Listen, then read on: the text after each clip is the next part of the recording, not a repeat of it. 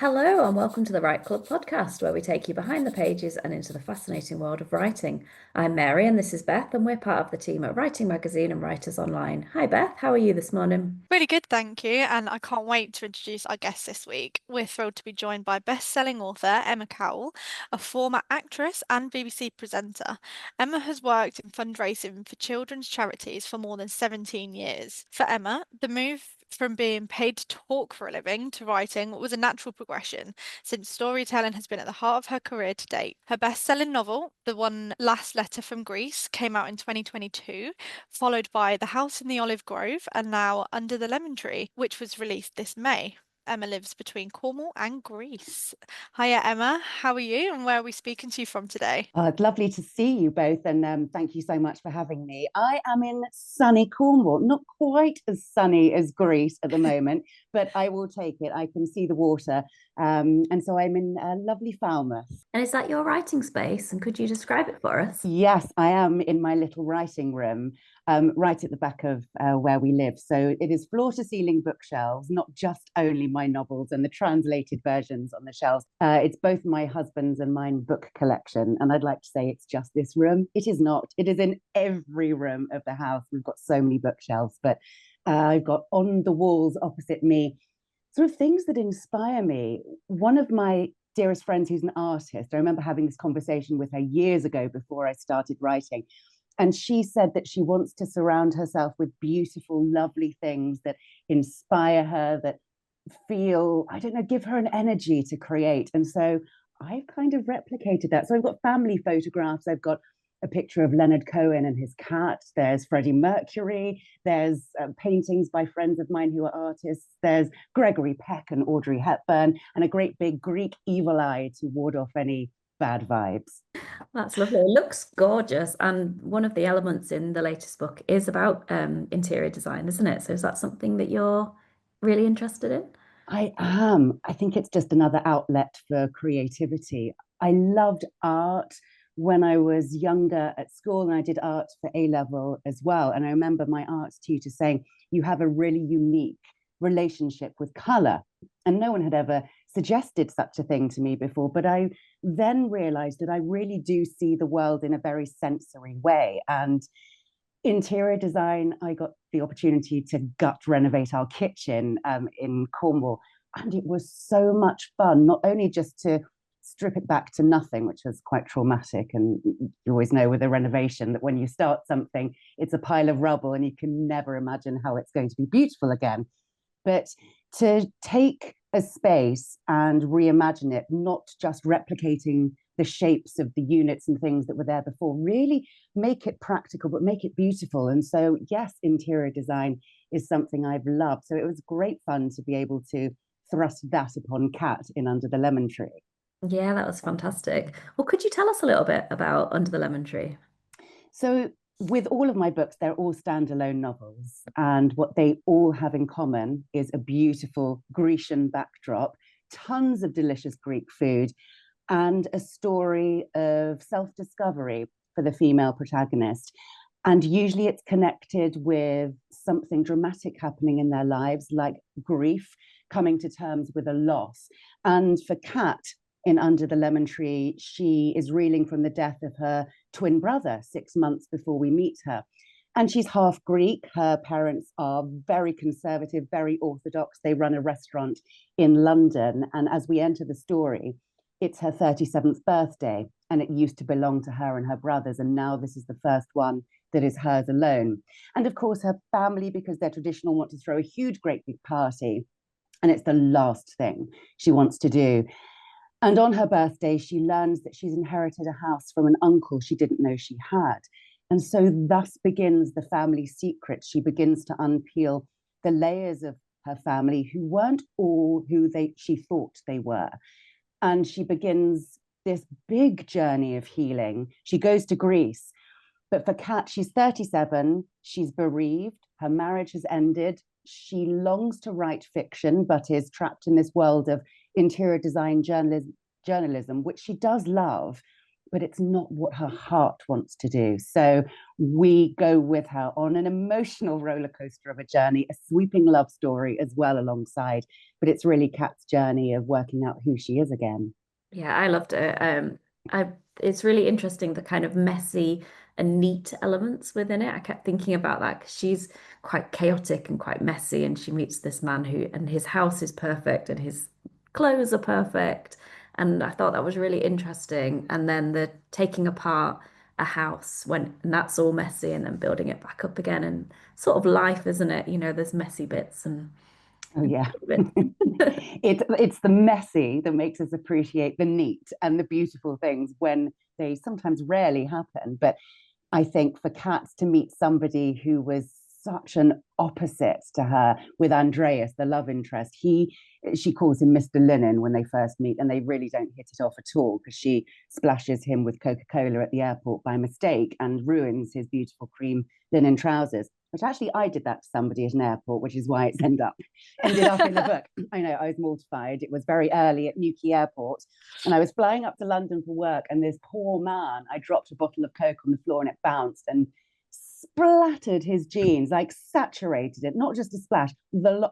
I was unscathed and horrified and embarrassed. We didn't run off into the sunset and fall in love, but I bought him a coffee and then just sort of hid in a corner until I got on a flight and prayed that I wasn't sitting next to this poor man.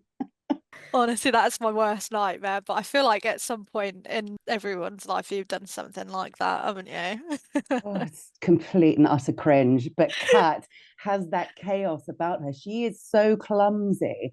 And yet she, at the same time, creates these beautiful pages in this interior design magazine that are perfect and aspirational, not only for the readers, but absolutely for her as well. But yeah, she drops food on herself. She's always got a splodge of something somewhere. And I really relate to that.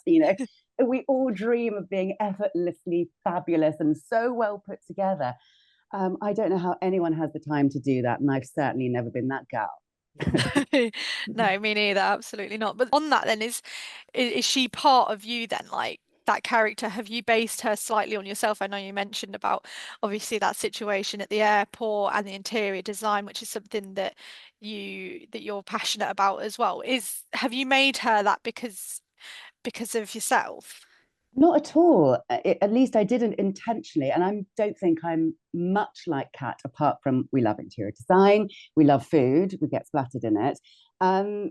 But also, there is a similarity in the way that she begins her fictional writing journey, channeling her grief, which is absolutely how I did during lockdown, trying to sort of unpick and make sense of the sudden death of my own mother some years before. She's been gone 11 years now.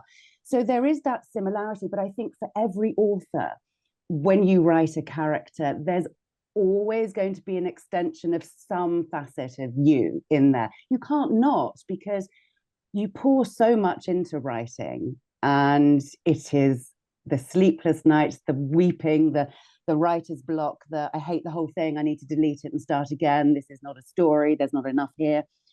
All of those things you are so invested in that you can't help popping maybe bits of yourself, or certainly I pop bits of my friends' lives as well in there, and the crackers things that happen in our friend group that yes, need to be read to be believed. But there's a lot of truth in elements of my novels. But yes, Kat is fictional, but unintentionally there's some bits of me. I think it helps, doesn't it, to be able to pull on your own experiences as well to make the story feel a bit more real and authentic as well. So I Yeah. think, yeah, a lot of authors will do that, won't they? And all three of your novels are set in Greece. What is it about Greece that inspires you? Oh, it's every single thing. I remember when I first went there, oh goodness, years and years ago now. It was really love at first sight. I couldn't try to describe that feeling of, that moment when you step off a plane and that wall of heat hits you. And then I remember looking up to the peaks of the Peloponnese Mountains from Kalamata Airport, and there was a smell in the air that was wild herbs coming down on the breeze from the mountainside. And then I remember standing in the water, just going for a paddle, as you do, and just looking out at these cliffs. There's something about the sense of ancient history for me in Greece that resonates and speaks to maybe some deep ancient part of my own soul. And when I was a child, I was obsessed with myths and legends of ancient Greece.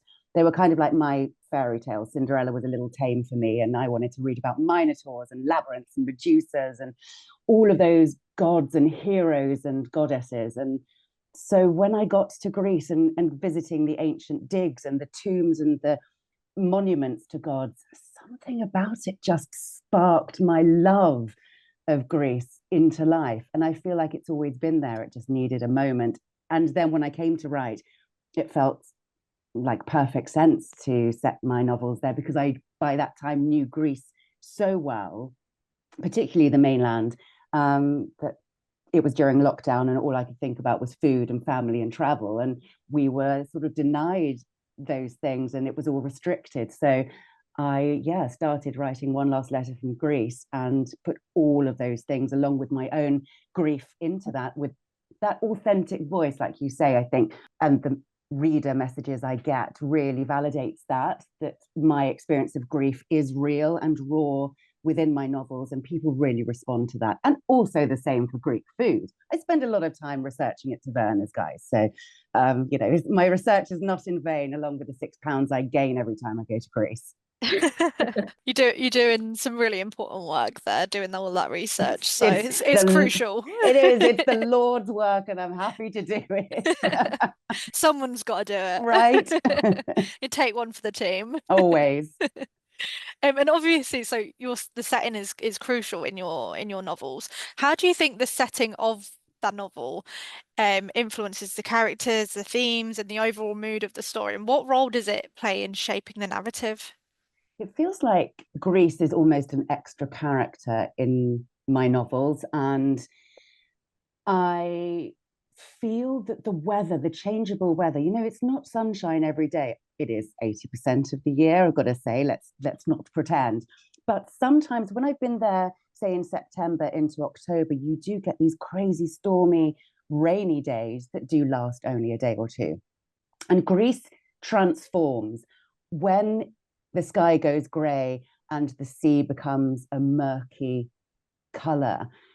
You stop recognizing it and you look around, and it's strange and it's beautiful as well. Its vibrant technicolor is so loud that when that mutes and dulls and becomes more like the Cornish weather, there's something extra for me that happens when Greece transforms and metamorphosizes in that way to an extent. So layering that onto characters and letting the sea state reflect their journey emotionally is great fun to do. And I don't always do these things intentionally. It just happens that I think my mood, the way I respond to a bad weather day in Greece or in Cornwall, it affects how we all feel. Goodness knows.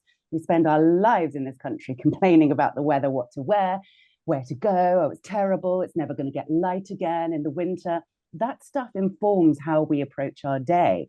And you can sit and do as many affirmations and as many downward dogs as you like. If it's raining and you've got to put the lights on when you get up and you keep them on the whole day, that stuff gets into my soul anyway and goes, oh, I need to be in the sun. I can't bear it. Yeah, absolutely. I mean, I was on the way into the office this morning in a nice summer dress, no jacket, and the heavens opened. Yeah. And the walk from our car park to the office is quite a walk. And I had no umbrella or anything. And oh my goodness, I got absolutely drenched. But then I've just looked out the window now. Lovely blue skies. Well, of course, I know. It's that inconsistency we are so used to living with that when I do go to Greece, and it removes all of this admin about, do I need a jacket? What do I wear today? Shall I take a jumper? Will I be cold? That waste of energy is removed. And all you have to do is put your pants on, a kaftan, and you're good until 10 o'clock that night. And then repeat the next day. It's a really freeing experience. And then you realize how much we obsess and talk about the weather when that's gone. And I think for all of my characters in all 4 of my novels, when they get to Greece, there is something that happens.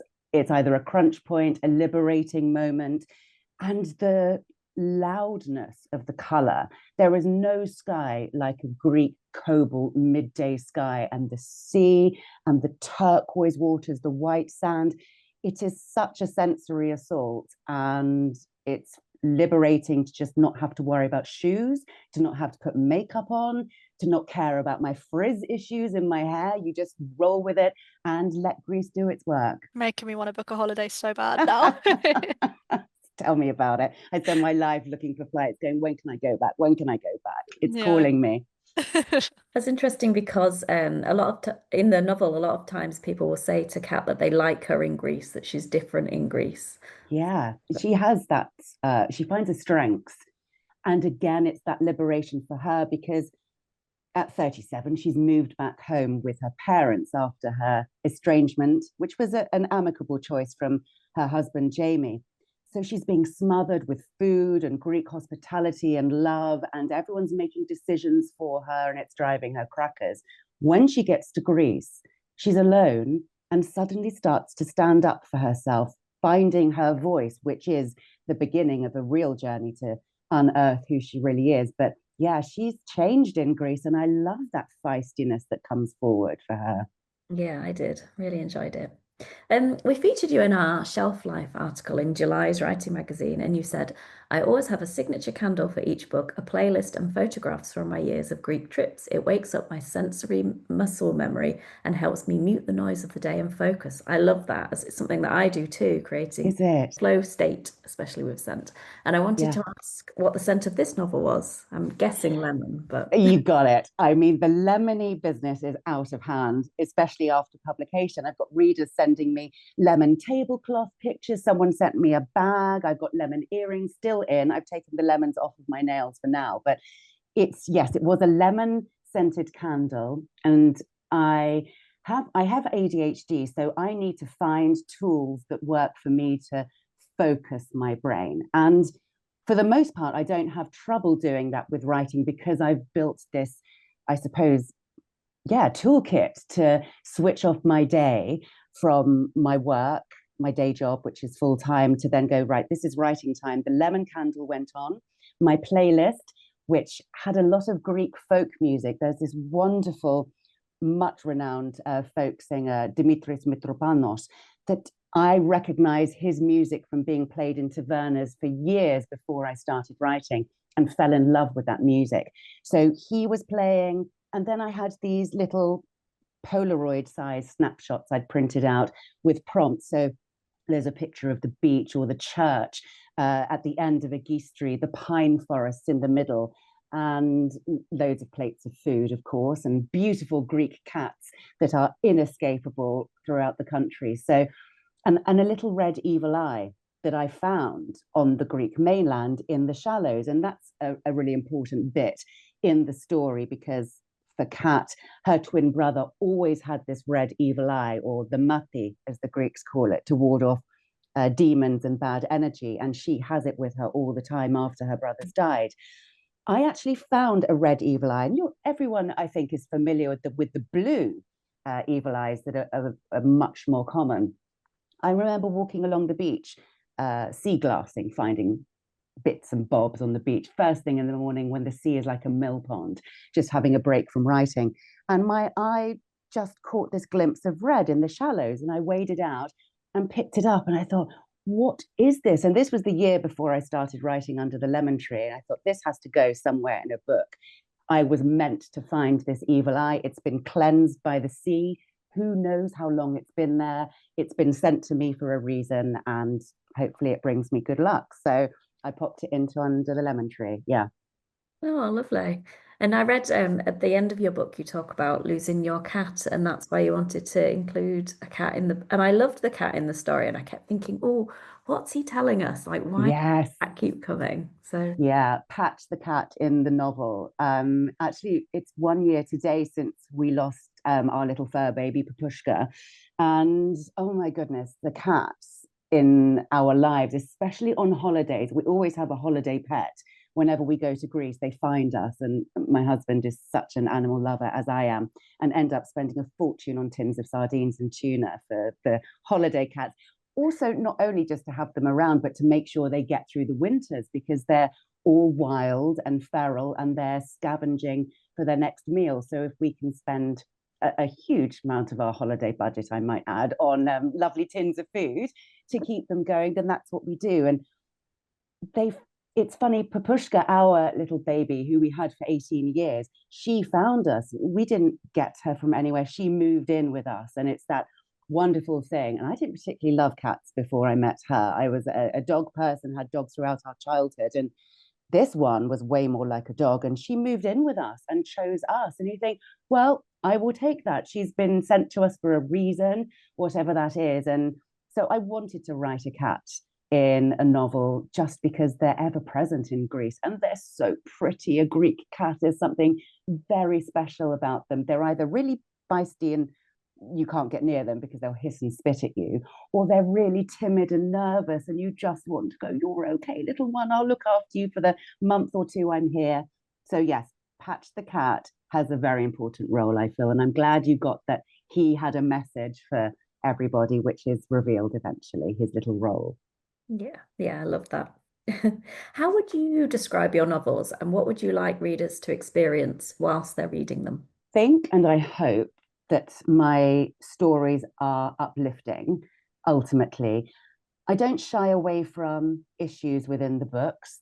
They're all very different. As I said, they're all standalone. But the first novel, One Last Letter from Greece, had issues about infertility, coercive control. The second book, The House in the Olive Grove, had issues about community and people who are ostracized for being different. The Island Love Song is about sibling relationship that we don't always love who we're related to, and for two sisters really going to battle about secrets and the roles of siblings. And Under the Lemon Tree, again, is about family drama and secrets and grief and coming to terms with where you fit in the world. And that is what they all absolutely have in common, is for the female protagonists, whether it's one or three, like in The House in the Olive Grove, they're all trying to understand at their stage of life where they fit into not only their world, but their families and friends' world and the wider world. And particularly for Kat at 37, my goodness, I've got 11 years on her now. And at 37, life changes sometimes on the turn of a dice. And my late mum died when I was 36. So if I think back to when I was 37, I was absolutely reeling with that grief and coming to terms with what the world looked like without her and who I wanted to be to make her proud. And all of those things, as women, we grapple with throughout our years. And I would think, God, if I met myself in my 20s, I would think I was a stranger compared to when I start to push far too close to 50. But I think they all have in common, all of my novels, love, uplifting, hope, and healing, and oodles of Greek food, always. Oh, perfect. And like you mentioned, the grief kind of runs through the story of Under the Lemon Tree. Yeah. Which is something that everybody experiences in their life at some point or another. But how does writing about it help you to make sense of it, both personally and in a way that helps sort of other people to relate to that and connect with others? There is certainly a catharsis in writing about grief and pulling on my own experience of that, whether it's a grandparent and sadly my mother, and that I have that very loud, life-changing grief to experience. And like you say, everyone has an experience to a degree of grief. And I think when you're younger and you perhaps experience it for the first time, and hopefully it's in the natural order of things, that is with a grandparent and not somebody younger. But also I have had miscarriages in my life. And so to be able to put that into some element of fiction and write that authentically, not to shy away from grief, because we're not very good at talking about it because it makes us uncomfortable, because no one wants to talk about their own mortality, which is what grief does. It sort of puts you a step closer towards your end, which no one wishes to think about. However, fiction is a place to explore that. And it's clearly a subject I'm drawn to, because even though my mum has been gone 11 years, I'm still making sense of it. I still feel the silence at 7 o'clock every evening when we would speak. So that stuff never goes away. And all those terrible things that people say to you when you're bereaved, oh, time's a healer, they're in a better place. And you just want to punch the wall or them and say, that's just such nonsense. Time isn't a healer, but in a sense, you just learn over time how to live with a heart that's less full. And that's all it is. You live with a space in your life and you somehow start to come to terms with it as much as you ever do. So to be able to put that in fiction as a warning to people, supporting people who are bereaved, but also to write my experience of the terrible accidental things that people say because they're so terribly uncomfortable and don't know what to say. It's just better to say, I'm here for you, I'm sorry, than say, oh, they're in a better place now, they're out of pain. No one was in pain, stop it. The best place is here. It's like, enough. But I understand how we get there because we're so rubbish at chatting about grief. Yeah, absolutely. I had similar situations after I lost my granddad, which was in 2017. So that and I was only 17. Or was I 17 or was I 18? I can't Yeah. remember. But yeah, it was a really traumatic time for me and my family. And I just remember sitting there in my nan's house and just watching everybody go on with their lives. And Yeah. I just thought, how on earth can we be sat in this house right now whilst people are driving past the front window, people are walking their dogs, and they're just carrying on like everything's normal?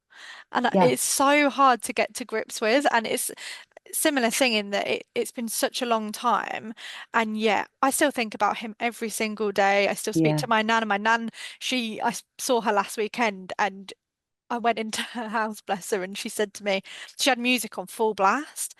And my granddad was a massive music fan. He played the guitar, he sang everything. And she said to me, I'm really proud of myself today. And I said, why? What's going on? And she said, this is the first time I've been able to listen to music in 8 years Wow. and not sobbed. And I was like, go on, Nan, I'm proud of you. Yeah. Yes. But it's those moments that you take the wins when you get out of bed or you do something in honor of someone and you don't break apart and Mm. you can't function for the next hour or the rest of the day or the week.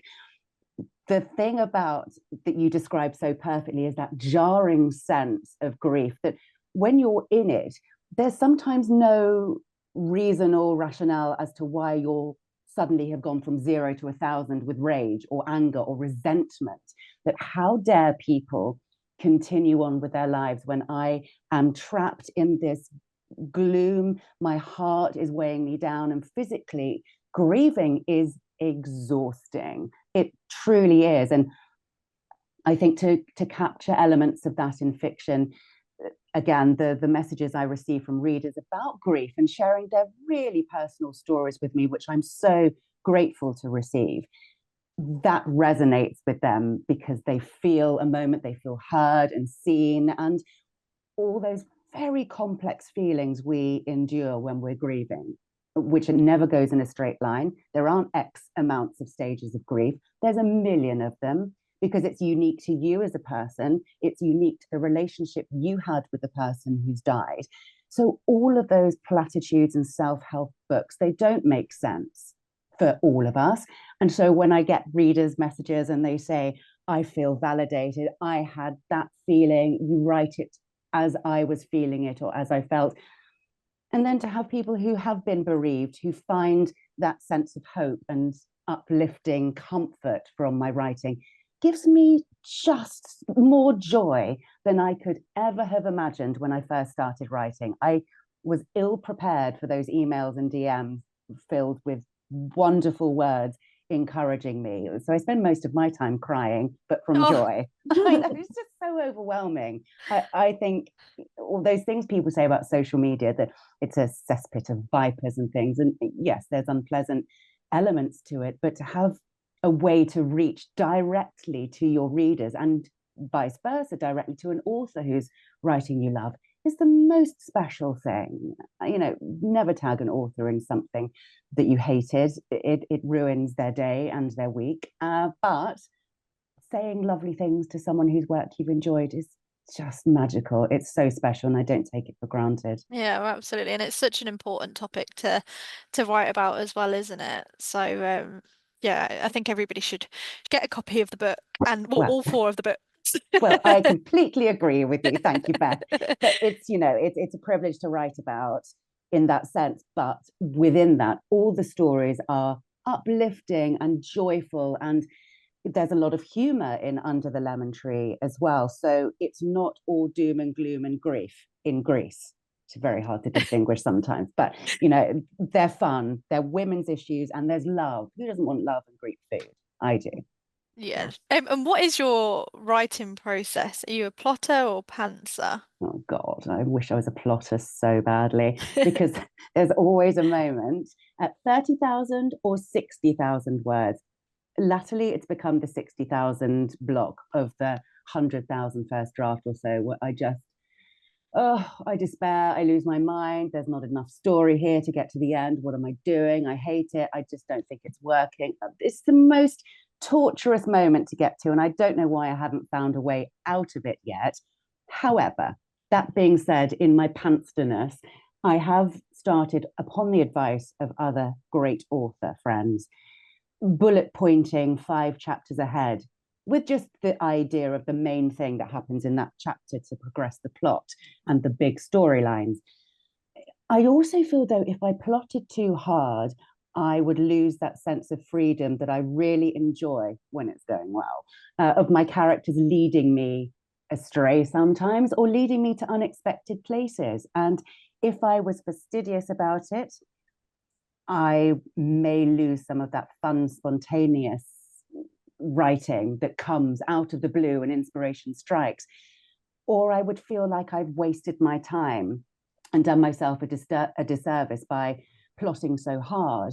And because time is precious, when you have a full-time job and I write in the evenings and weekends, I haven't got time to waste on procrastinating, which God knows I spend enough time faffing around, tidying cutlery drawers instead of sitting down and writing. But so when the time comes, I need to make it count. So, as you said, you work full time. So, I was going to ask you what your writing day typically look like, but I guess you're um, taking moments where you can, are you? Or is it evenings? Evenings for sure. And Sunday, if I'm at home in Cornwall, or if I'm in Greece, then Sunday is my big all-day writing day. But most evenings, especially where I am, I'm writing book 5 at the moment. So I'm on the last stretch, like the last, goodness, less than a quarter to go of that. So I know where I'm headed and the momentum is building. So at the moment, it's every evening for a good 2 hours after the day job finishes, and then really get stuck in. And then, yeah, a bit on Saturday sometimes, or I'll read what I've written yesterday. And then Sunday is a really forge onwards for as many thousand words as I can, but without that pressure. I don't do word counts. It's good to get at least a chapter down every 2 days or in a day sometimes. But yeah, but in Greece, it's very different for me, just because being in the air that smells of Greece and trying to capture that on the page, it's not that it comes easier, it flows in a very different way. Being able to watch the sunset across the sea when I'm sat with my laptop and pouring a glass of rosé, there's a real different sense that I get, and an energy as well, because when I'm in Greece, I will take time away from the day job and just do the writing. So it feels like a real treat to be able to focus on it full time for a change. Feel like you can really put the color in there as well when you're experiencing it. So much so. I went to, there's a beautiful island called Hydra, and that's where I set my 3rd novel, The Island Love Song. And I went there several years ago because I was researching Greek Easter, which is book 2. The House in the Olive Grove is set at Greek Easter. And I wanted to go and experience it because it's not my culture. I'm not Greek, and I take great care and pains to write it with the love and respect it deserves. So I wanted to feel and breathe and experience Greek Easter for myself. So I went to Hydra, which is a beautiful island just off of Athens, really, almost 2 hours in a boat. And there's no cars on the island. The only way to get around is by foot, by water taxi, or on horseback. So romantic already. And I didn't plan to set a book there ever. I was going to see the tradition of Greek Easter unfurl across the week in the build up to Easter Sunday, because it's apparently one of the best places in Greece to experience it. And being there and experiencing it was so unique. And I'd begun to write that novel already, but being there, I got that authenticity, the smell of the tsourikis bread that they take to church on Holy Thursday to be blessed by the priest, and then the red painted eggs are put within the dough, and the sound of the church bells relentlessly clanging for these all-day services that happen as we get towards Good Friday, and then the procession, oh my goodness, on Good Friday, and then on Easter Saturday, and the fireworks that mark the moment of resurrection. Honestly, it was color I would never have been able to get just Googling online or watching the odd video.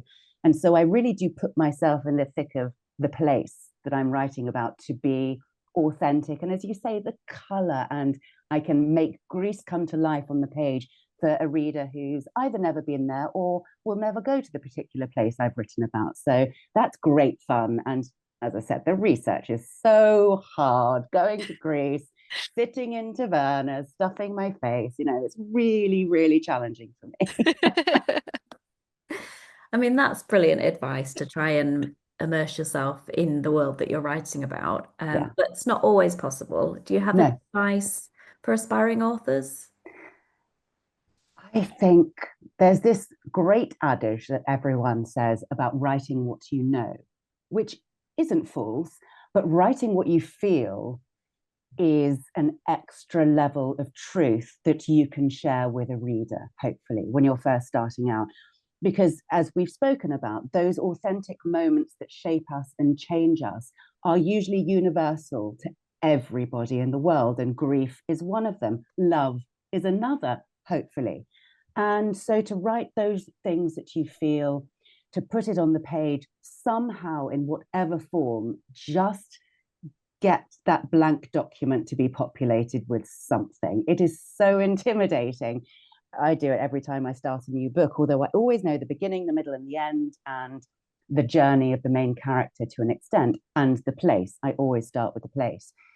But sitting there going, oh, book 4, book 5, book 6 by Emma Cowell, and then begin to obsess about what it's going to be called, which is not my ultimate decision. So that's a waste of time.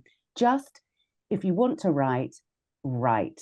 Whatever it is, once you find a rhythm, once you find a flow, you will soon work out whether you can do it or not. And my goodness, the discipline and motivation you need to force yourself in front of your laptop, because there aren't that many writers, unless you're uber successful, who are able to do it full time, depending on your personal circumstances. So a lot of writers, you're in your spare time and at weekends. So you've got to have that, the love for it and the motivation and discipline to force yourself in front of the laptop and at least write something, even if it's a sentence or rereading your draft from the beginning. You're investing energy and something on the page, and that will resonate eventually when someone else reads it.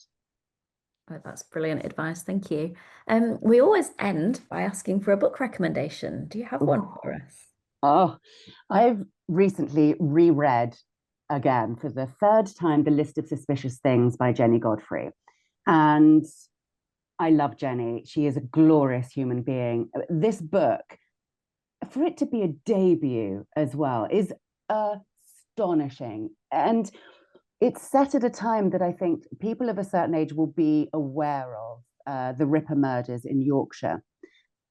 But the way she's brought to life that period of time, and a lot of people will remember, maybe if you're my age, from your grandparents, like Formica, tables or linoleum on the kitchen floor. There's some really evocative period details, and she's built this magical world. I love the fact that the protagonists are 2 young friends, Miv and Sharon, who feel that they can solve the Ripper murders because it's all everyone around them is talking about. It is charming, it is moving, it is funny. And Jenny doesn't shy away from so many issues like racism, abuse, alcoholism. They are all woven into this uplifting, joyful story about community. and a list of suspicious things. So if nobody has read it, I urge you to read it. It is astonishing. My husband's read it 4 or 5 times. I never have the time to read a book more than once. This one I've gone back to again, and I expect I will again at some point. It's heavenly. Oh, sounds fantastic. It is. Yeah, brilliant. I'll be adding that to my ever-growing list of books to read. And I can tell you, just to do an extra, I know you only asked for one. There's a book out in August by Helen Fields. Helen, when I'm writing, I read crime and gruesome horror, psycho thriller things because I never want to be influenced. Helen Field, she is a friend and she's blonde. We have the same hair. And she is a barrister. She is one of those boss women who I want to be when I grow up, even though we're very similar age. And she writes the most twisted, dark things you could ever imagine to come out of this beautiful blonde's head. And I love her for that because she is so twisted and so brilliant. And all of her books haunt my sleep. I love them, read any of hers. They are brilliant. If you like psychological crime type thriller vibes, this will keep you up all night with your heart thumping in your ears. Yeah, I have actually just not that long ago finished reading Perfect Remains. Oh my goodness, yeah. And genuinely, the whole way through, I was thinking, how on earth does somebody come up with this? I know her search engine history must be so questionable. I'm grateful she's not been arrested, but she's skilled enough to get herself out of it being a barrister, so she's fine. This is true. She can get away with it, can't she? Yeah, totally. But yeah, I absolutely second that. Would fully recommend her books. Yeah. So brilliant. Thanks so much for joining us on the Right Club today. It's been a pleasure to speak to you. And Emma's book, Under the Lemon Tree, is out now. Thank you so much for having me. And now I'm going to go and Google flights to Greece and maybe cook some great food because I made myself hungry chatting about to the burners. Yeah, same. Thank you, Emma. Thank you so much for having me. It was such a treat to chat. Thank you. Thanks for tuning into the Right Club. We hope you enjoyed this episode and feel inspired to keep writing. Don't forget to sign up for our newsletter at Writers Online, your go-to for writing tips, competitions, and exclusive updates. Plus, you'll never miss an episode of the Right Club. Until next time, happy writing.